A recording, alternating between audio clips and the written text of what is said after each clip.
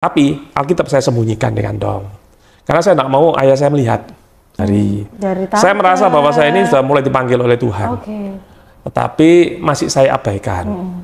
Sampai ketika dari satu kebaktian itulah, saya tanpa teman saya pergi ke toko buku di Pregolan. Saya beli Alkitab. Sejak saya mau. Tapi Alkitab saya sembunyikan dengan dong. Karena saya tidak mau ayah saya melihat. Saya tidak mau papa saya tahu. Saya sembunyikan di sini. Karena kira-kira kalau tahu papa pasti marah ya? Pasti. Pasti marah. Pasti. Karena papa saya sangat bangga. Semenjak dengan kesalehan dengan tanda kutip saya itu semenjak SD SMP. Kan saya sudah ikut lomba. Dan lomba menang gitu loh. Dari situ saya sembunyikan. Minggu kedua, minggu ketiga, sampai setelah 2 bulan saya tidak dijemput lagi. Saya udah pergi sendiri. Saya pergi ke acara doa malam. Saya lahir di Malang. Lahir di Malang? Ya, Malang? Arema. Jadi 53, hampir 54 tahun yang lalu, saya lahir di kota Malang dari sebuah keluarga yang tidak mengenal Tuhan. Dari situ saya belajar membandingkan gitu loh, antara yang dianut oleh keluarga dengan apa yang saya peroleh di sekolah. Namun bagi saya keyakinan yang ditanamkan oleh orang tua saya ya sejak kecil itu udah boleh dibilang ini udah cukup mendarah daging. Pindah Surabaya. Sampai akhirnya pindah Surabaya, ngikuti bulu tangkis apa segala macam. Saya tetap jalankan. Kalau waktunya sekarang ini pada masa-masa sekarang ini, itu kalau nggak setengah 6 sore saya tidak minum. Gitu ya? Iya, saya tidak minum. Sekalipun lemes, tetap saya harus jaga. Walaupun suka olahraga? Walaupun olahraga, itu kan masih SMP itu. Kemudian sampai akhirnya SMA, nah mulai itu ada teman-teman, kan lingkup pergaulan mulai luas ya. Saya bergaul dengan teman-teman bukan sekedar dari satu agama atau satu keyakinan. Berbagai macam keyakinan ya? Macam-macam. Itu sudah di Surabaya? Itu setelah saya pindah Surabaya. Jadi dari titik itulah, saya mulai diperkenalkan dengan Tuhan Yesus. Mereka dengan berbagai macam cara, mereka mulai bicara secara pribadi. Kemudian bahkan ada saudara, saya punya tante di Jakarta, itu khusus datang. Malam hari saya dibukain Alkitab. Itu Bapak SMA ya? Itu waktu baru lulus SMA. Baru lulus SMA. Didatangi oleh keluarga dari Jakarta, dibukain Alkitab. Dan waktu itu dalam hati menolak saya. Karena bagi saya udah baik-baik saja. Jadi nggak perlu lah saya diajarin macam-macam begini. Karena pada dasarnya menurut saya waktu itu semua agama itu baik, semua sama itu pada dasarnya. Kemudian ada seperti satu rangkaian. Ya. Ada teman saya ya mulai kenal di lingkup pergaulan di luar ya.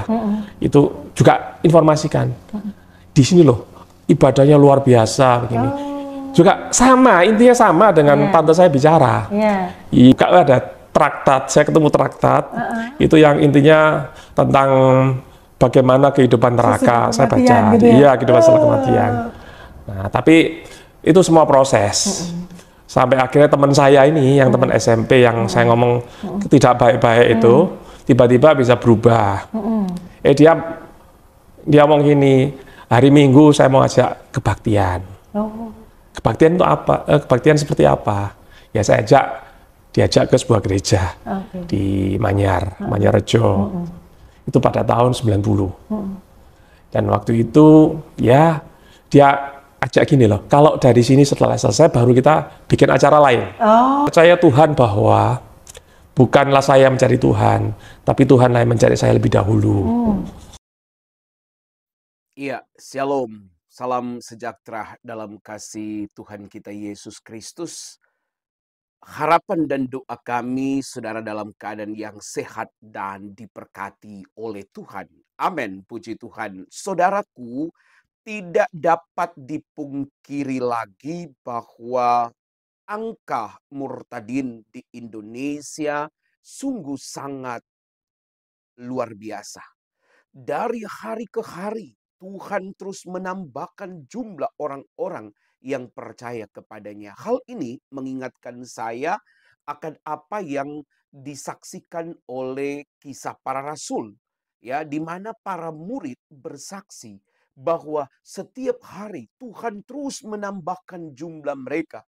Bahkan Petrus dalam satu kali ceramah, dalam satu kali berdakwah, 3.000 orang diselamatkan. Beberapa waktu lalu, Dodi Tan telah menyatakan bahwa ada 1.000 orang di area, ya, di suatu tempat yang ada di Jawa Barat. 1.000 orang, dia dalam kurun waktu 2 tahun itu bisa terima Yesus, percaya kepada Yesus. Tapi di dalam Kisah Para Rasul bagaimana murid-murid menyaksikan bahwa 3.000 orang sekali Petrus berkhotbah. Nah, saudara-saudara, inti yang saya ingin bagikan kepada saudara bahwa Tuhan akan terus bekerja untuk menyelamatkan orang-orang yang dikasihinya. Tentu orang-orang yang dikasihi itu bukanlah orang-orang yang kemudian menutup diri, tetapi orang-orang yang memang belum tahu, ya. Ada orang yang kalau di Alkitab itu digambarkan fasik. Nah, orang fasik itu adalah orang sorry, yang sudah tahu kebenaran dan mereka tidak mau melakukannya. Nah, itu orang fasik. Mereka sudah tahu bahwa Yesus itu adalah juru selamat. Namun mereka tidak mau percaya. Itu yang dilakukan oleh sebagian orang-orang Yahudi, orang-orang Farisi pada waktu zaman Yesus. Mereka sudah tahu bahwa dia datang, dia sudah mengatakan, aku berasal dari atas, dari surga. Aku adalah kebangkitan dan hidup. Dia sudah mengakui bahwa dia adalah orang yang diutus oleh Allah. Nah, saudara-saudara, anak Allah dalam perspektif Yahudi mereka memahami itu sebagai Allah itu sendiri. Karena Allah nggak mungkin beranak. Ya, kita juga orang Kristen percaya kan bahwa Allah tidak mungkin beranak. Kata yang dipilih Alkitab, anak Allah itu merujuk kepada suatu kebiasaan atau suatu pemahaman orang-orang Yahudi di zaman itu. Mereka kalau mengatakan bahwa orang itu anak manusia, pasti manusia. Kalau anak Allah ya pasti Allah, saudara-saudara, ya.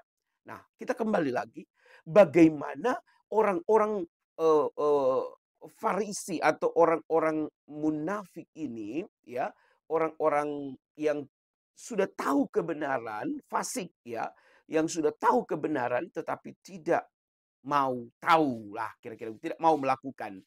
Nah, tentu ini ada hubungannya dengan Matius 21, 7 ayat 21, bahwa bukan setiap orang yang berseru-seru kepadaku Tuhan, Tuhan akan selamat, melainkan mereka yang melakukannya. Nah, begini teman-teman, ya.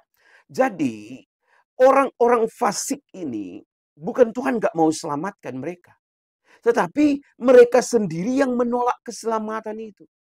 Ya, Tuhan kan datang kepada orang yang memang belum tahu. Ya, banyak para murtadin mereka nggak ngerti soal Yesus. Mereka dicekoki dengan sebuah pelajaran, dengan sebuah ajaran bahwa Kristen itu kafir, Kristen itu tidak baik dan jahat dan sebagainya. Itu dapat saudara saksikan di video-video kami sebelumnya. Nah, namun saudara-saudara, ketika mereka menerima langsung ajaran dari Yesus yang mengatakan bahwa ia penuh kasih dan ajarannya ajaran yang mengenal Allah yang benar. Nah, disitulah kemudian orang-orang mulai, oh ternyata ajaran kami selama ini adalah sesat. Ya, karena mereka diajarkan kebencian kepada kekristenan. Ada banyak hal, saudara-saudara. Namun itu dulu yang saya ingin bagikan kepada saudara untuk menyatakan bahwa benarlah Yesus sedang menyelamatkan semua orang yang tidak fasik. Kalau orang fasik sudah berat itu diselamatkan, teman-teman, ya. Nah, seperti orang-orang yang menentang, ya, dulunya mereka adalah orang-orang Kristen yang disebut mualaf itu, ya, beberapa orang oknum. Nah, mereka inilah orang fasik. Sudah tahu kebenaran tetapi tidak mau melakukan. Sudah tahu Yesus Tuhan, diputar balikkan bahwa Yesus bukan Tuhan. Sudah tahu satu-satunya yang bisa menyelamatkan adalah percaya kepada Yesus dan mereka menolak kepercayaan itu. Ya, walah walam, ya, itu urusan mereka. Nah, saudara-saudara, bagaimana kesaksian seorang bukan orang kaleng-kaleng ini, ya, ini seorang usahawan, ya, seorang yang sangat sukses. Bagaimana dia bisa menemukan Yesus Kristus, kita sama-sama saksikan pengakuannya berikut ini dalam sebuah kesaksian. Haleluya, puji Tuhan. Shalom, saya Wahyu Widiawati, senang bertemu di program Perjumpaan dengan Tuhan. Hari ini kita akan ngobrol dengan Bapak Arif Sanjaya. Beliau seorang pebisnis yang melayani Tuhan. Dan hari ini kita akan dengar bagaimana perjumpaan pribadi beliau dengan Tuhan, bagaimana kisahnya, dan nanti pemirsa bisa melihat bagaimana Tuhan itu dahsyat bekerja melalui kehidupan Bapak Arif. Shalom Pak Arif. Shalom Ibu Wahyu. Apa kabar Pak? Luar biasa. Puji Tuhan. Tuhan baik. Tuhan baik, puji Amin. Tuhan.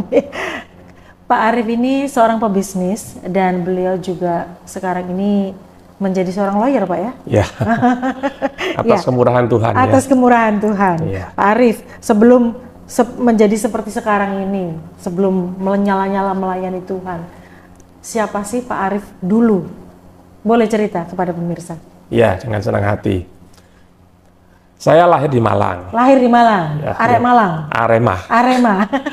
Jadi 53, hampir 54 tahun yang lalu, saya lahir di kota Malang dari sebuah keluarga yang tidak mengenal Tuhan.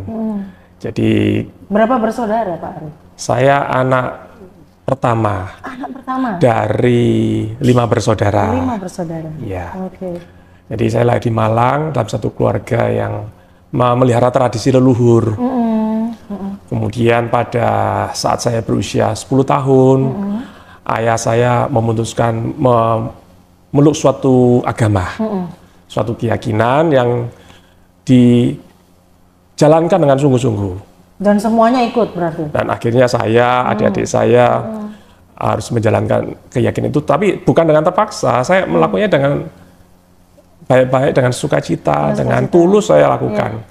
Karena saya tertarik untuk belajar. Senang belajar ya? Saya senang orangnya belajar, dari kecil ya. Dan saya waktu usia semenjak kecil, mulai TK, SD, ini kan saya masuk di sebuah sekolah Katolik di Kota Malang. Dan dari situ saya belajar membandingkan gitu loh, antara yang ya dianut oleh keluarga dengan apa yang saya peroleh di sekolah. Namun bagi saya keyakinan yang ditanamkan oleh orang tua saya ya sejak kecil itu udah boleh dibilang ini udah cukup mendarah daging. Sehingga ketika saya SMP saya pindah ke Surabaya. Itu saya jalan. Sekeluarga pindah Surabaya. Ya saya sempat ngekos kelas 6 SD saya sempat ngekos tahun kan. Kelas 6 SD sudah ngekos. Jadi saya jaga adik-adik saya yang paling kecil masih kelas 2 SD. Selama kurang lebih 1 tahun, kemudian pindah ke Surabaya. Saya menunggu. Jadi adik-adik saya kan masih kelas 4 dan kelas 2 SD. Jadi nggak masalah pindah. Tapi saya kan sudah kelas 6 SD. Oh, nggak mau saya harus menunda sampai akhirnya. Berhenti setahun gitu? Kos dulu 1 tahun. Kos dulu 1 tahun? Ya, jadi belajar mandiri. Hebat ya. Kelas 6 SD kos sendiri di Surabaya ya? Di Malang. Oh, di Malang ya? Di Malang, karena keluarga udah pindah Surabaya. Sampai akhirnya pindah Surabaya, ngikuti bulu tangkis, segala macam. Saya tetap jalankan. Kalau waktunya sekarang ini pada masa-masa sekarang ini, itu kalau nggak setengah 6 sore saya tidak minum. Gitu ya? Iya, saya tidak minum. Sekalipun lemes, tetap saya harus jaga. Walaupun suka olahraga? Walaupun olahraga itu kan masih SMP itu. Kemudian sampai akhirnya SMA, nah mulai itu ada teman-teman, kan lingkup pergaulan mulai luas ya. Saya bergaul dengan teman-teman bukan sekedar dari satu agama atau satu keyakinan. Berbagai macam keyakinan ya? Macam-macam. Itu sudah di Surabaya? Itu setelah saya pindah Surabaya, jadi SMP, masa SMA juga teman-teman saya masih satu keyakinan. Tapi pergaulan saya udah mulai luas dan akhirnya dari titik itulah saya mulai diperkenalkan dengan Tuhan Yesus. Mereka dengan berbagai macam cara mereka mulai bicara secara pribadi. Kemudian bahkan ada saudara, saya punya tante di Jakarta, itu khusus datang. Malam hari saya dibukain Alkitab. Itu Bapak SMA ya? Itu waktu baru lulus SMA. Baru lulus SMA. Didatangi oleh keluarga dari Jakarta, dibukain Alkitab. Dan waktu itu dalam hati menolak saya, karena bagi saya udah baik-baik saja. Jadi nggak perlu lah saya diajarin macam-macam begini. Karena pada dasarnya menurut saya waktu itu semua agama itu baik, semua sama itu pada dasarnya. Kemudian ada seperti satu rangkaian. Ya. Ada teman saya ya mulai kenal di lingkup pergaulan di luar ya. Itu juga informasikan. Di sini loh ibadahnya luar biasa begini. Juga sama, intinya sama dengan tante saya bicara. Yohanes 3:16. Yohanes 3:16. Iya. Dan saya masih belum tergerak sama sekali. Ya, malah saya ajak debat. Teman-temannya Bapak itu teman sekolah, teman kuliah, teman sekolah atau teman main? Teman main. Teman main. Teman main. Kok berani mereka ngasih tahu Bapak? Itu kan mereka tahu bahwa iya. Ya. Saya percaya itu karena rencana Tuhan. Rencana Tuhan ya. Dan mereka juga melakukannya itu juga ada dorongan dari kuasa Roh Kudus. Iya. Sehingga mereka berani menyampaikan kepada seseorang yang fanatik. Ya. Dan itu berlanjut terus-menerus sampai akhirnya teman saya yang dari SMP yang dulu kehidupannya juga menurut saya sih nggak baik-baik saja. Tiba-tiba berubah. Wow. Itu satu. Kemudian adik saya. Berubahnya gimana? Jadi lebih baik? Jadi lebih baik. Kemudian adik saya juga begitu. Yang ketika pindah ke Surabaya juga mainnya di diskotik ya. Biasanya di Pasar Atom itu ada pada zaman itu ya. Dikasih motor pun motornya dipotong knalpotnya. Jadi knalpot brong. Itu kan bikin saya nggak nyaman gitu loh. Ya. Berarti Bapak ini anak manis, nggak neko-neko gitu ya? Iya, betul. Taat menjalankan agamanya gitu ya? Menurut orang-orang di sekitar saya waktu itu begitu. Jadi mereka anggap saya nggak mungkin lah bisa berubah keyakinan, mereka bisa berubah haluan itu nggak mungkin. Tapi dari kejadian adik saya yang tiba-tiba berubah, saya dapeti di kamarnya, kenapa berubah? Saya tertarik kan. Saya buka, ada traktat, saya ketemu traktat, itu yang intinya tentang bagaimana kehidupan neraka, saya baca, gitu ya? Iya, kehidupan setelah kematian. Nah, tapi itu semua proses. Sampai akhirnya teman saya ini, yang teman SMP yang saya ngomong tidak baik-baik itu, tiba-tiba bisa berubah. Dia ngomong gini, hari Minggu saya mau ajak kebaktian. Kebaktian itu apa? Kebaktian seperti apa? Ya saya diajak ke sebuah gereja di Manyarrejo. Itu pada tahun 90. Dan waktu itu ya dia ajak gini loh, kalau dari sini setelah selesai baru kita bikin acara lain. Mampir dulu ke situ. Dan akhirnya Bapak sudah nggak enak nih perasaannya waktu itu. Ya, saya merasa cuman karena ini kedekatan hubungan dengan teman. Nah, itu bikin saya ya udahlah, nggak apa-apa saya temenin. Nanti setelah itu kita bincang-bincang di tempat lain, lanjut dengan acara lain. Setelah itu benar satu kali kebaktian, saya merasakan ya ada sesuatu. Bapak tapi saya abaikan. Mau diajak itu? Ya, saya percaya juga bukan suatu kebetulan. Tapi pada saat itu melalui rangkaian itu dari saya merasa bahwa saya ini sudah mulai dipanggil oleh Tuhan. Tetapi masih saya abaikan. Sampai ketika dari satu kebaktian itulah saya tanpa teman saya pergi ke toko buku di Pregolan, saya beli Alkitab. Mulai saya baca. Karena baru sekali nih ke gereja ya? Satu kali ke gereja. Selanjutnya minggu berikutnya diajak saya mau. Tapi Alkitab saya sembunyikan dengan dong. Karena saya tidak mau ayah saya melihat. Saya tidak mau papa saya tahu.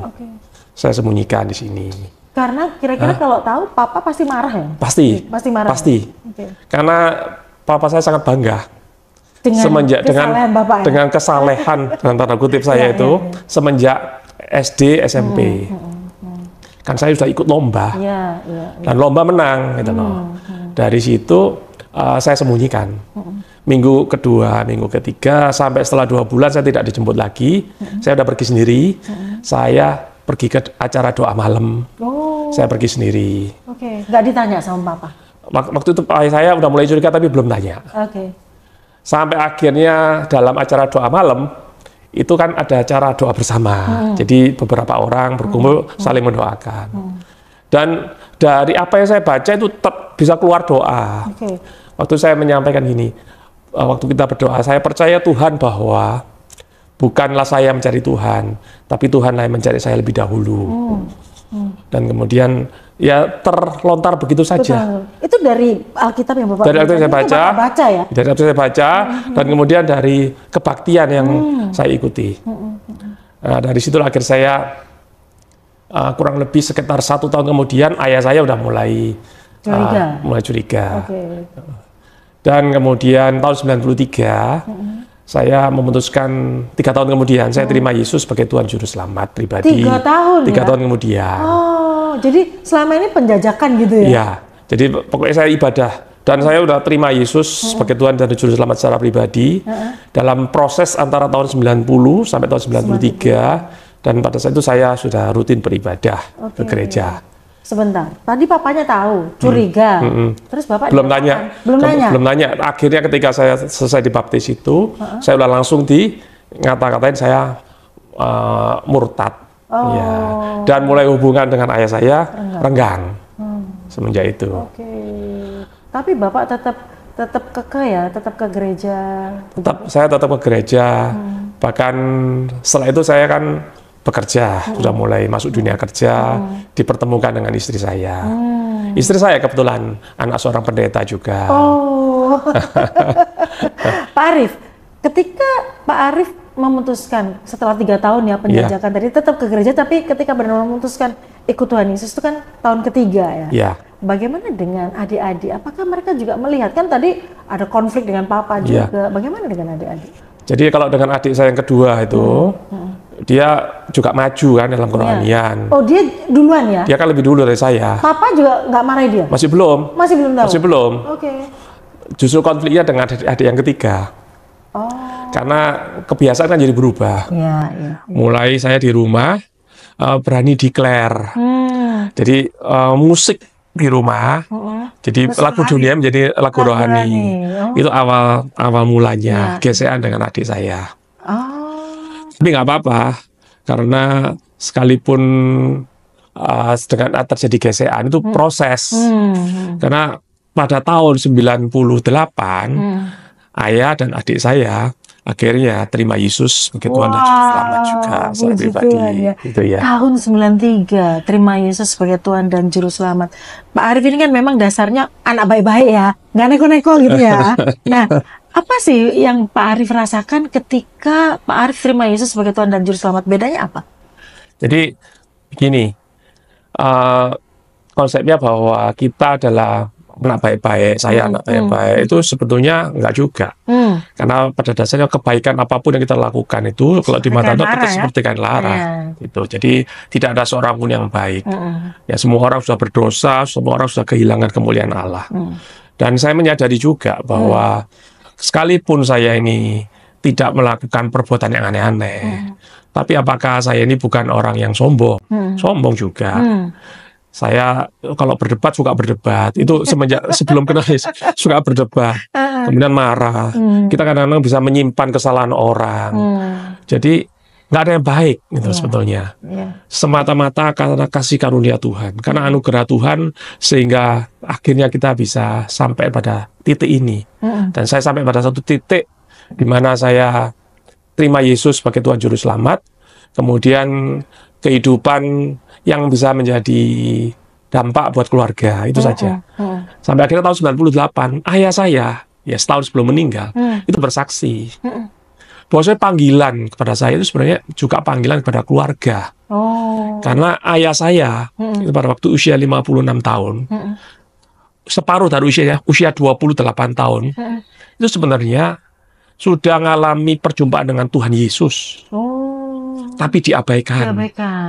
Jadi tiba-tiba ayah saya cerita, saya mimpi 28 tahun yang lalu ada seorang yang ditandu dengan pengawal-pengawalnya gitu. Ya karena mungkin dengan background kultur ya. Jadi tandu itu kalau ya bagi orang-orang Tiongkok itu kan seperti kaisar atau raja gitu ya. Orang-orang terhormat gitu ya. Jadi ayah saya melihat ada seorang ditandu. Kemudian begitu ayah saya kejar, penasaran, dia mengabaikan semua, dibuka itu tirai yang nutup tanduk itu. Ternyata. Dan dia nampak bahwa itu adalah seseorang yang seperti terlihat di foto-foto atau di gambar rumah-rumah orang-orang Kristen atau di gereja. Jadi sosok Tuhan Yesus. Wow. Itu dia lihat Di dalam mimpinya di dia, ya? tanduk itu, iya. Tapi diabaikan semuanya itu. 28 tahun sampai akhirnya usia 56 tahun baru dia menyadari bahwa panggilan kepada anak-anaknya itu sebenarnya juga panggilan kepada ayah saya. Dan itu terjadi setahun sebelum beliau meninggal, beliau bersaksi. Dan itu semakin mengokohkan buat kami sekeluarga bahwa ini adalah panggilan Tuhan buat kami sekeluarga. Untuk kami ini sebenarnya sudah dipilih ya, dalam Efesus 1 ayat 4 kan kita ini sudah dipilih oleh Tuhan sebelum dunia dijadikan. Pak Arief melakukan apa sehingga mereka semua mau ikut Pak Arief itu? Saya tidak melakukan apa-apa yang bagi saya ini bagaimana saya menginjil keluarga. Saya cuma dalam kehidupan sehari-hari saja menunjukkan bagaimana kita ada berubah. Jadi dampaknya ya ketika mereka melihat bahwa anak-anaknya sekarang tetap kita ini menghormati orang tua, sekalipun kita berbeda, nggak perlu konfrontasi dengan orang tua sekalipun mereka nggak suka. Ketika saya menikah, istri saya itu mau menyajikan makanan ke ayah saya, saya tidak mau sentuh sama sekali. Tapi jangan sampai Tapi disetujui kan? Menikah dengan disetujui itu ya itu bijaksana orang tua saya. Jadi sekalipun berbeda, namun beliau juga harus tahu bahwa saya udah punya Tuhan Yesus sekarang. Saya milik Tuhan Yesus, sehingga pilihan orang tua sekalipun berbeda, tapi dia menghormati anaknya. Itu yang membuat saya tetap respect pada orang tua. Ya, sekalipun dalam hubungan secara pribadi hari demi hari itu tidak baik-baik saja, dan itu terjadi bertahun-tahun. Ya, bertahun-tahun 5 tahun ya. 5 tahun. Jadi tapi Bapak tetap baik ya, maksudnya tetap dilayani. Ya, orang tua saya misalnya butuh apa, butuh bantuan apa, tetap sebagai anak kita harus tetap hormat pada orang tua. Ya, karena ya itu kan juga melakukan firman kan. Jadi jangan sampai putus hubungan dengan keluarga sekalipun kita ini dipandang berbeda gitu. Nah, pada akhirnya melalui itulah akhirnya keluarga besar itu juga melihat dan mereka juga respect. Dan saya melihat bagaimana akhirnya kepada anak-anaknya pun mereka baik-baik semua. Sekalipun mereka sebelumnya memegang tradisi leluhur, kemudian anak-anaknya sekarang ini sudah tidak. Mereka ini sekarang ke gereja. Semua Pak ya? Dari 5 bersaudara semua ke gereja? Masih ada yang belum. Ada yang belum. Tapi kalau adik saya ketika mereka ini meminta saran, nasihat, saya tetap melayani dengan kasih. Jadi saya tidak memandang perbedaan ini itu sebagai suatu hal yang memutus persaudaraan, tali persaudaraan. Ya, dan itu sudah saya terapkan ketika kita berjuang. Ya, saya dan istri berjuang dengan secara bersama menghadapi bagaimana orang tua yang sangat keras pada saat itu. Luar biasa ya, bagaimana Tuhan itu menyatakan dirinya secara pribadi buat Pak Arief yang notabene baik sih sebenarnya, tapi dia belum menemukan Tuhan Yesus sebagai Tuhan dan Juru Selamat ya. 3 tahun loh ke gereja loh. Nah, ternyata butuh 3 tahun untuk benar-benar memantapkan bahwa Bapak menerima Tuhan Yesus sebagai Tuhan dan Juru Selamat ya. Luar biasa. Jadi setiap kita itu punya panggilan masing-masingnya. Betul. Dan Tuhan itu panggil kita sesuai dengan waktunya Tuhan. Betul. Pak Arief, kalau Pak Arief boleh sampaikan kepada pemirsa yang mungkin hari-hari ini sedang ragu atau mungkin mencari kedamaian. Saya baik-baik aja kok Pak, saya ini nggak jahat, saya melakukan ritual keagamaan saya dengan baik dan saya nggak jahatin orang gitu. Apakah itu cukup dan apa perlunya harus ketemu dengan Tuhan Yesus? Bisa Bapak sampaikan? Saya menyadari bahwa ketika kita ini bisa terima Yesus sebagai Tuhan Juru Selamat pribadi, itu semata-mata karena kasih karunia. Amin. Semata-mata karena anugerah Tuhan. Sekalipun kita merasa bahwa diri kita ini baik, tapi setelah kita ini mendalami dan kita benar-benar mencari Tuhan, maka sebenarnya ada sesuatu ruang kosong dalam hati kita yang nggak akan bisa diisi apapun, siapapun, kecuali Tuhan sendiri yang hadir di dalamnya. Dan saya menyadari benar-benar bahwa Yesus itu sebenarnya cukup buat kita. Kita adalah milik Yesus, itu sebenarnya juga satu anugerah di mana di luar Dia kita nggak bisa berbuat apa-apa. Sekalipun saya baik-baik secara gamawi, ya, tapi saya tetap merasakan ada kekosongan, tidak ada damai. Saya merasakan bahwa kehidupan kita harus dituntun oleh kasih. Ya, satu ajaran yang saya pegang dari Tuhan Yesus adalah bahwa Yesus adalah kasih. Karena kasihnya itu Dia rela mengorbankan dirinya 2000 tahun yang lalu di atas kayu salib. Sehingga kita yang seharusnya binasa, kita yang mati rohani, buta secara rohani, lumpuh, dan tuli secara rohani, akhirnya kita bisa menemukan Tuhan yang benar-benar Tuhan, Allah yang benar-benar Allah, Allah yang hidup. Dan itu saya temukan di dalam Tuhan Yesus. Itu secara pribadi saya merasakan demikian. Dan kehidupan itu yang merubah, kehidupan bersama Yesus merubah jalan hidup saya. Dari yang sebelumnya hanya punya ambisi secara dunia, mencari nama, mencari kekayaan dunia, saya bisa alihkan fokus itu. Bagaimana hidup kita bisa memuliakan nama Tuhan. Itu yang saya alami. Wow, dahsyat ya.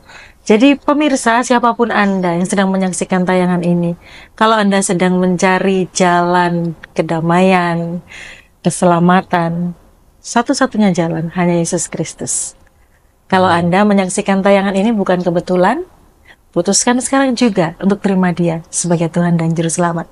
Dan alami hidup yang full ya, penuh. Tidak lagi kosong di dalam Tuhan Yesus. Saya Wahyu Widiawati pamit.